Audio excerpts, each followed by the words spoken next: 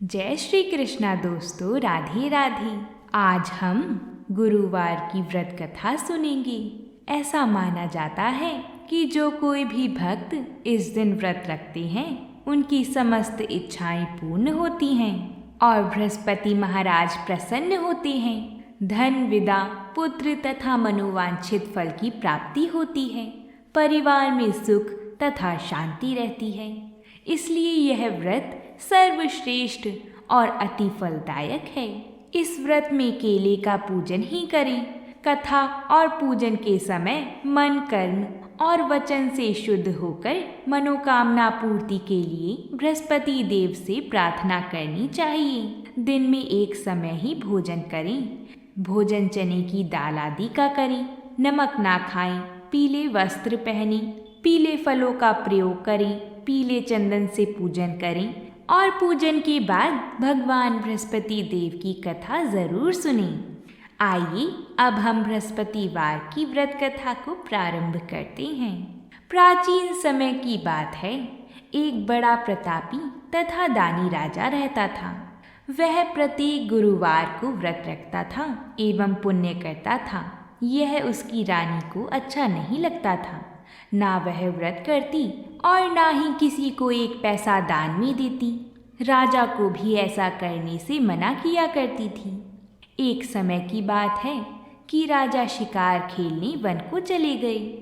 घर पर रानी और दासी थी। उस समय गुरु बृहस्पति देव साधु का रूप धारण कर राजा के दरवाजे पर भिक्षा मांगने आए। साधु ने रानी से भिक्षा मांगी तो वो कहने लगी, हे साधु महाराज, मैं इस दान और पुण्य से तंग आ गई हूँ। आप कोई ऐसा उपाय बताएं जिससे ये सारा धन नष्ट हो जाए और मैं आराम से रह सकूं।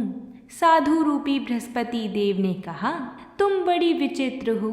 संतान और धन से भी कोई दुखी होता है। अगर तुम्हारे पास धन अधिक है तो इसे शुभ कार्यों में लगाओ जिससे तुम्हारे दोनों लोग सुधरें। परंतु साधु की इन बातों से रानी खुश नहीं हुई। उसने कहा, मुझे ऐसे धन की आवश्यकता नहीं है जिसे मैं दान दूं तथा जिसको संभालने में ही मेरा सारा समय नष्ट हो जाए। साधु ने कहा, यदि तुम्हारी ऐसी इच्छा है तो जैसा मैं तुम्हें बताता हूँ तुम वैसा ही करना। बृहस्पतिवार के दिन तुम घर को गोबर से लीपना, अपने केशों को पीली मिट्टी से धोना, केशों को धोते समय स्नान करना, राजा से हजामत बनाने को कहना, भोजन में मांस मदिरा खाना, कपड़ा धोबी के यहाँ धुलने डालना। इस प्रकार 7 बृहस्पतिवार करने से तुम्हारा समस्त धन नष्ट हो जाएगा। इतना कहकर साधु बने बृहस्पति देव अंतर्ध्यान हो गए। साधु के कहे अनुसार करते हुए रानी को केवल 3 बृहस्पतिवार ही बीते थे कि उसकी समस्त धन संपत्ति नष्ट हो गई। भोजन के लिए भी परिवार तरसने लगा। एक दिन राजा रानी से बोला, हे रानी, तुम यहीं रहो, मैं दूसरे देश को जाता हूँ क्योंकि यहाँ पर मुझे सभी जानते हैं, इसलिए मैं कोई छोटा कार्य नहीं कर सकता। ऐसा कहकर राजा परदेश चला गया। वहाँ वह जंगल से लकड़ी काट कर लाता और शहर में बेचता।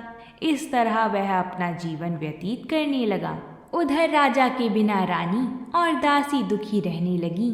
एक समय जब रानी और दासियों को 7 दिन बिना भोजन के रहना पड़ा तो रानी ने अपनी दासी से कहा, हे दासी, पास ही के नगर में मेरी बहन रहती है। वह बड़ी धनवान है, तो उसके पास जा और कुछ ले आ ताकि थोड़ा बहुत गुजर बसर हो जाए। दासी रानी की बहन के पास गई। उस दिन बृहस्पतिवार था।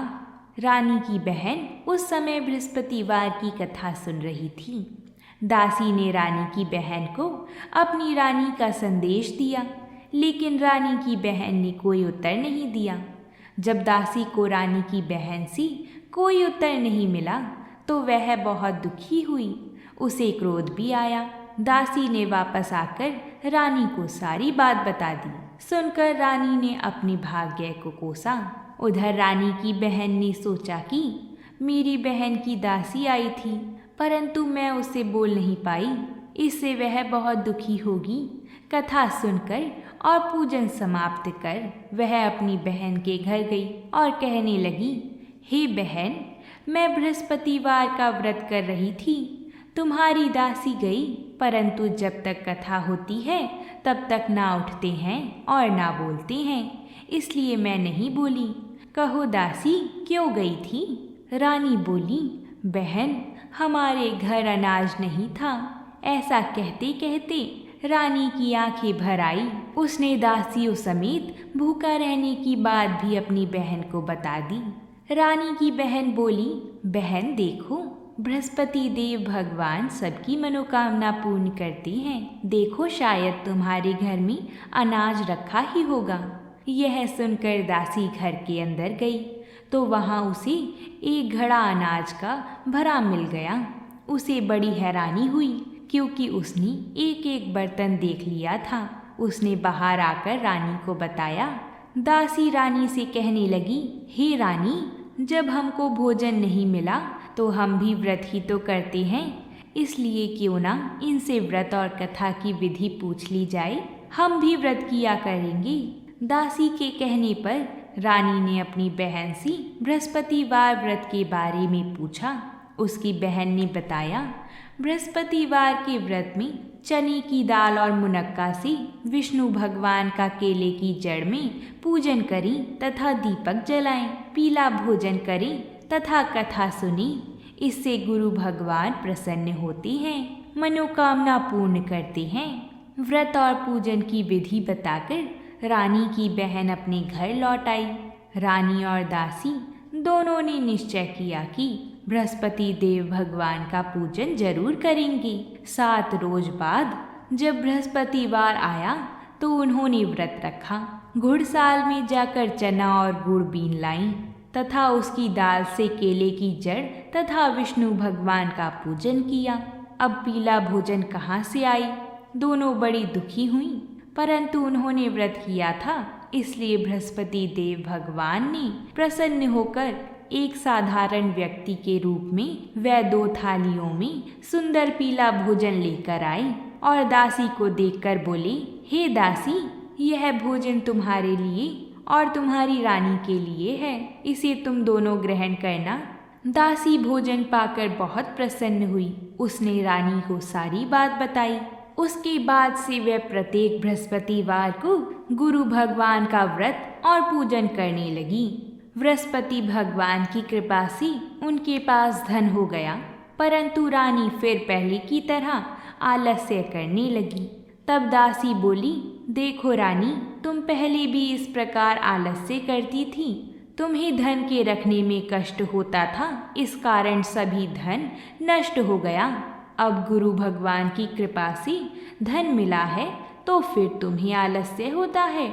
बड़ी मुसीबतों के बाद हमने यह धन पाया है, इसलिए हमें दान पुण्य करना चाहिए।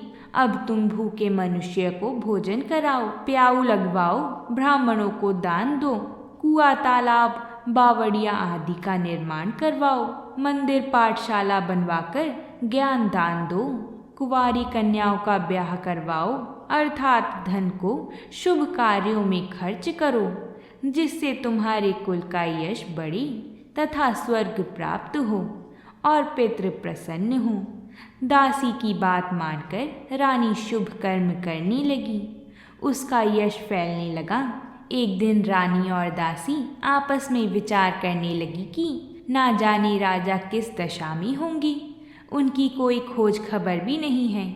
उन्होंने श्रद्धा पूर्वक गुरु बृहस्पति भगवान से प्रार्थना की कि राजा जहाँ कहीं भी हो शीघ्र वापस आ जाएं। उधर राजा परदेश में बहुत दुखी रहता था। वह प्रतिदिन जंगल से लकड़ी बीन कर लाता और उसे शहर में बेचकर अपने दुखी जीवन को बड़ी कठिनता से व्यतीत करता था। एक दिन दुखी होकर अपनी पुरानी बातों को याद करके वह रोने लगा और उदास हो गया। उसी समय राजा के पास बृहस्पति देव साधु के वेश में आकर बोली, हे लक्कड़हारी, तुम इस सुनसान जंगल में किस चिंता में बैठी हो, मुझे बतलाओ। यह सुनकर राजा के नेत्रों में जल भर आया। साधु की वंदना कर राजा ने अपनी संपूर्ण कहानी सुना दी। महात्मा दयालु होते हैं। वह राजा से बोले, हे राजा, तुम्हारी पत्नी ने बृहस्पति देव के प्रति अपराध किया था, जिसके कारण तुम्हारी यह दशा हुई। अब तुम चिंता मत करो, भगवान तुम्हें पहले से अधिक धन देंगी। देखो, तुम्हारी पत्नी ने बृहस्पतिवार का व्रत प्रारंभ कर दिया है। अब तुम भी बृहस्पतिवार का व्रत करके चने की दाल व गुड़ जल के लोटे में डालकर केले का पूजन करो। फिर कथा कहो या सुनो, भगवान तुम्हारी सब मनोकामना पूर्ण करेंगे।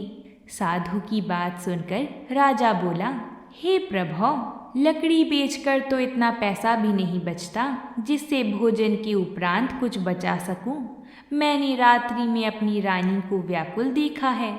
मेरे पास कोई साधन नहीं जिससे उसका समाचार जान सकूं। फिर मैं कौन सी कहानी कहूं, यह भी मुझको मालूम नहीं है। साधु ने कहा, मन में बृहस्पति भगवान के पूजन व्रत का निश्चय करो, वह स्वयं तुम्हारे लिए कोई राह बना देंगी। बृहस्पतिवार के दिन तुम रोजाना की तरह ही लकड़ियाँ लेकर शहर में जाना। तुम्हें रोज से दुगना धन मिलेगा, जिससे तुम भली भांति भोजन कर लोगे तथा बृहस्पति देव की पूजा का सामान भी आ जाएगा। जो तुमने बृहस्पतिवार की कहानी के बारे में पूछा है, वह इस प्रकार है, तुम इसे ध्यानपूर्वक सुनो। प्राचीन काल में एक बहुत ही निर्धन ब्राह्मण रहता था। उसके कोई संतान न थी। वह नित्य पूजा पाठ करता। उसकी स्त्री ना स्नान करती और ना किसी देवता का पूजन करती। इस कारण ब्राह्मण देवता बहुत दुखी रहते थे। भगवान की कृपा से ब्राह्मण के यहाँ एक कन्या उत्पन्न हुई। कन्या बड़ी होने लगी। प्रातः स्नान करके वह भगवान विष्णु का जप करती थी। ऐसी ही वह बृहस्पतिवार का व्रत भी करने लगी। पूजा पाठ समाप्त करके पाठशाला जाती तो अपनी मुट्ठी में जौ भर के ले जाती और पाठशाला के मार्ग में डालती जाती। लौटते समय वही जौ स्वर्ण के हो जाती तो उनको बीन कर घर ले आती थी। एक दिन वह बालिका सूप में उन सोने के जौ को फटक कर साफ कर रही थी कि तभी उसकी माँ ने देख लिया और कहा कि हे बेटी, सोने के जौ को फटकने के लिए सोने का ही सूप होना चाहिए। दूसरे दिन गुरुवार था। कन्या ने व्रत रखा और बृहस्पति देव से सोने का सूप देने की प्रार्थना की। बृहस्पति देव ने उसकी प्रार्थना स्वीकार कर ली। रोजाना की तरह वह कन्या जौ फैलाती हुई पाठशाला से लौटकर जब वह जौ बीन रही थी तो बृहस्पति देव की कृपा से उसे सोने का सूप भी मिला। उसे वह घर ले आई और उससे जौ साफ करने लगी, परंतु उसकी माँ का वही ढंग रहा। एक दिन की बात है, कन्या सोने के सूप में जब जौ साफ कर रही थी, उस समय नगर का राजकुमार वहाँ से निकला। कन्या के रूप और कार्य को देखकर वह उस पर मोहित हो गया। राजमहल आकर वह भोजन तथा जल त्याग कर उदास होकर लेट गया। राजा को जब राजकुमार की इस हालत का पता चला कि उसने अन्न जल त्याग दिया है, तो राजा अपने मंत्रियों के साथ अपने पुत्र के पास गया और इस बात का कारण पूछा। राजकुमार ने राजा को उस लड़की के घर का पता भी बता दिया। मंत्री उस लड़की के घर गया। मंत्री ने ब्राह्मण के समक्ष राजा की ओर से निवेदन किया। कुछ ही दिन बाद ब्राह्मण की कन्या का विवाह राजकुमार के साथ संपन्न हो गया। कन्या के घर से जाते ही ब्राह्मण के घर में पहले की भांति गरीबी का निवास हो गया। एक दिन दुखी होकर ब्राह्मण अपनी पुत्री से मिलने गए। बेटी ने पिता की अवस्था को देखा और अपनी माँ का हाल पूछा। ब्राह्मण ने सभी हाल कह सुनाया। कन्या ने बहुत सा धन देकर अपने पिता को विदा कर दिया। लेकिन कुछ दिन बाद ही फिर वही हाल हो गया। ब्राह्मण फिर अपनी कन्या के यहाँ गया और सभी हाल कहा तो पुत्री बोली, हे पिताजी, आप माता को यहाँ लिवा लाओ। मैं उन्हें वह विधि बता दूंगी जिससे गरीबी दूर हो जाएगी।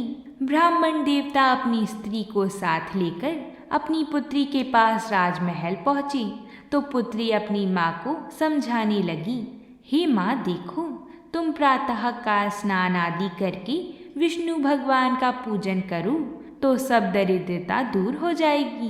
परंतु उसकी माँ ने उसकी एक भी बात नहीं मानी। वह प्रातः काल उठकर अपनी पुत्री की बची झूठन को खा लेती थी। एक दिन उसकी पुत्री को बहुत गुस्सा आया।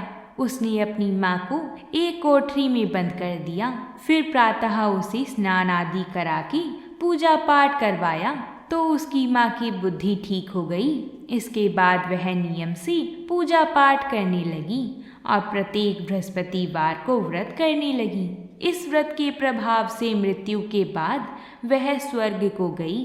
वह ब्राह्मण भी सुखपूर्वक इस लोक का सुख भोग कर स्वर्ग को प्राप्त हुआ। इस तरह कहानी कहकर साधु बने देवता वहां से अंतर्ध्यान हो गए। धीरे धीरे समय व्यतीत होने पर फिर बृहस्पतिवार का दिन आया। राजा जंगल में लकड़ी काटकर शहर में बेचने लगा। उसे उस दिन बाकी दिनों से अधिक धन मिला।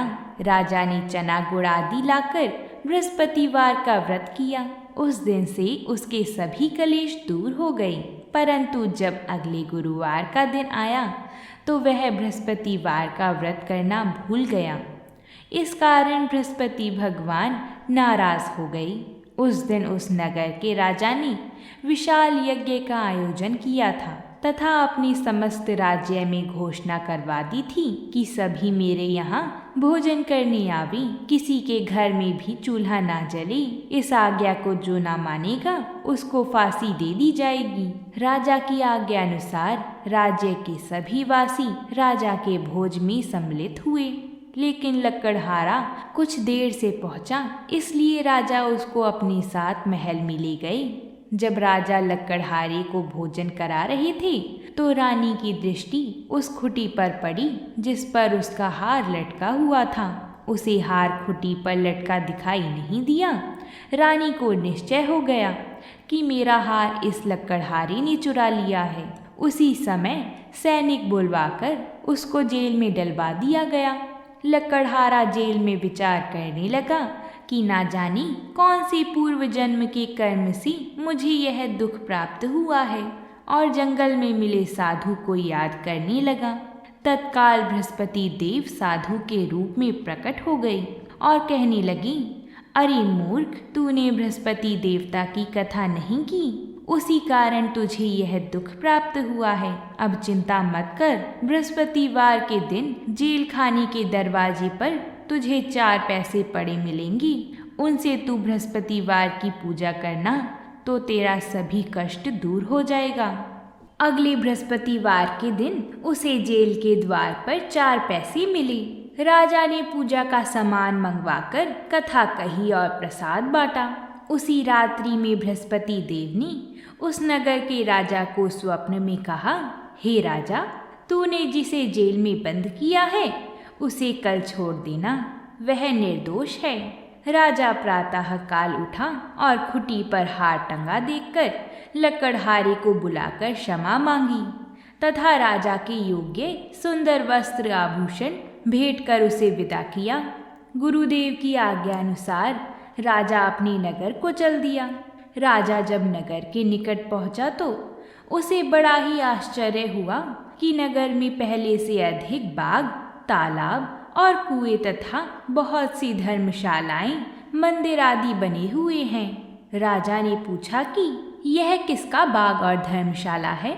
तब नगर के सब लोग कहने लगे कि यह सब हमारी रानी और दासी द्वारा बनवाए गए हैं। राजा को आश्चर्य हुआ और गुस्सा भी आया कि उसकी अनुपस्थिति में रानी के पास धन कहाँ से आया होगा। जब रानी ने यह खबर सुनी कि राजा आ रही हैं, तो उसने अपनी दासी से कहा, हे दासी, देखो तो जरा, राजा हमको कितनी बुरी हालत में छोड़ के गए थे। वह हमारी ऐसी हालत देखकर लौट ना जाएं, इसलिए तू दरवाजे पर खड़ी हो जा। रानी की आज्ञा अनुसार दासी दरवाजे पर खड़ी हो गई और जब राजा आए तो उन्हें अपने साथ महल में लिवा लाई। तब राजा ने क्रोध करके अपनी तलवार निकाली और पूछने लगा, बताओ यह धन तुम्हें कैसे प्राप्त हुआ है? तब रानी ने सारी कथा कह सुनाई। तब राजा ने निश्चय किया कि मैं रोजाना दिन में 3 बार कहानी कहा करूँगा और रोज व्रत किया करूँगा। अब हर समय राजा के दुपट्टे में चने की दाल बंधी रहती तथा दिन में 3 बार कथा कहता। एक रोज राजा ने विचार किया कि चलो अपनी बहन के यहाँ हो आऊं। इस तरह का निश्चय कर राजा घोड़े पर सवार होकर अपनी बहन के यहाँ चल दिया।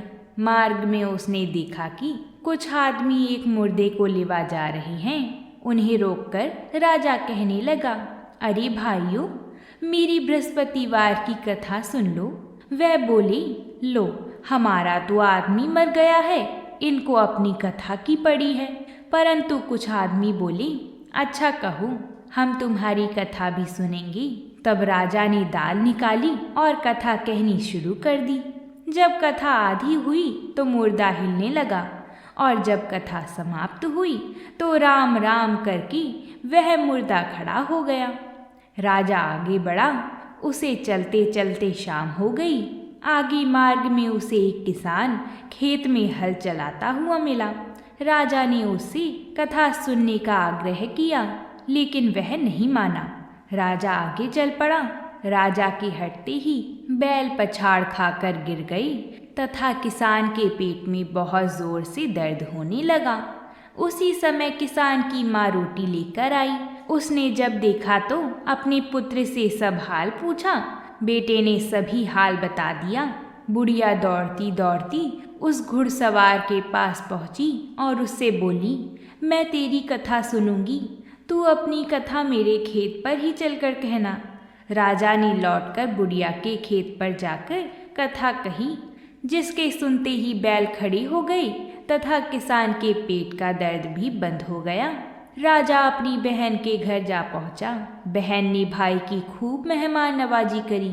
दूसरे रोज प्रातःकाल राजा जागा तो वह देखने लगा कि यहाँ सब लोग भोजन कर रहे हैं। राजा ने अपनी बहन से जब पूछा, ऐसा कोई मनुष्य है जिसने भोजन नहीं किया हो, जो मेरी बृहस्पतिवार की कथा सुन ले? बहन बोली, हे भैया, यह देश ऐसा ही है। यहाँ लोग पहले भोजन करते हैं, बाद में कोई अन्य काम करते हैं। फिर वह कुम्हार के घर गई जिसका लड़का बीमार था। उसे मालूम हुआ कि उसके यहाँ 3 दिन से किसी ने भी भोजन नहीं किया है। रानी ने अपने भाई की कथा सुनने के लिए कुम्हार से कहा। वह तैयार हो गया। राजा ने जाकर बृहस्पतिवार की कथा कही, जिसको सुनकर उसका लड़का ठीक हो गया। अब तो राजा की प्रशंसा होने लगी। एक दिन राजा ने अपनी बहन को कहा, हे बहन, मैं अब अपने घर जाऊंगा, तुम भी तैयार हो जाओ।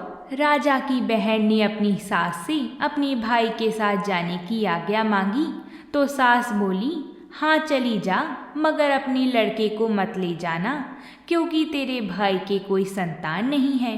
बहन ने अपने भाई से कहा, हे भैया, मैं तो चलूंगी, मगर कोई बालक नहीं जाएगा।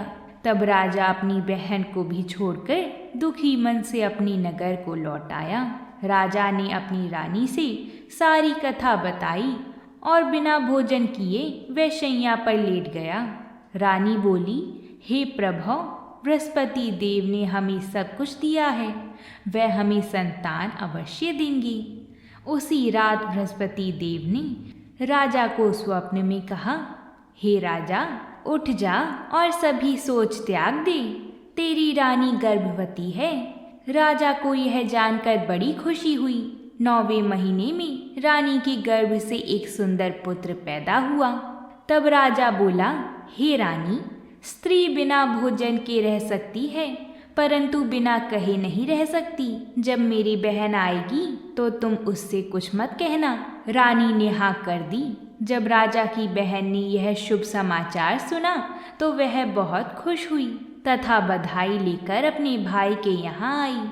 रानी ने तब उसे आने का उल्हाना दिया।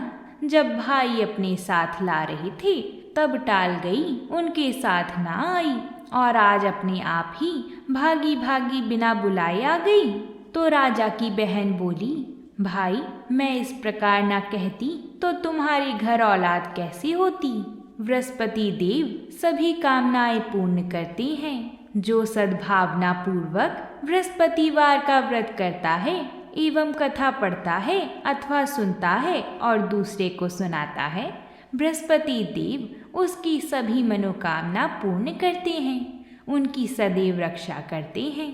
जो संसार में सद्भावना से गुरुदेव का पूजन एवं व्रत सच्चे हृदय से करते हैं, उनकी सभी मनोकामना वैसे ही पूर्ण होती हैं जैसे सच्ची भावना से रानी और राजा ने बृहस्पति देव की कथा का गुणगान किया तो उनकी सभी इच्छाएं बृहस्पति देव जी ने पूर्ण की। अनजाने में भी बृहस्पति देव की उपेक्षा ना करें, ऐसा करने से सुख शांति नष्ट हो जाती है।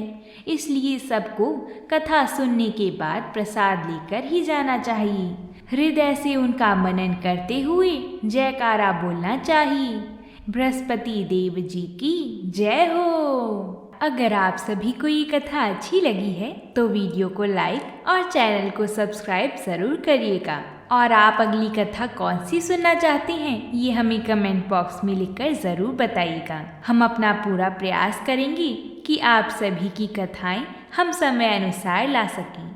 साथ ही हमें इतना प्रेम और सहयोग देने के लिए आप सभी को बहुत बहुत धन्यवाद। प्रेम से बोलिए जय श्री कृष्णा।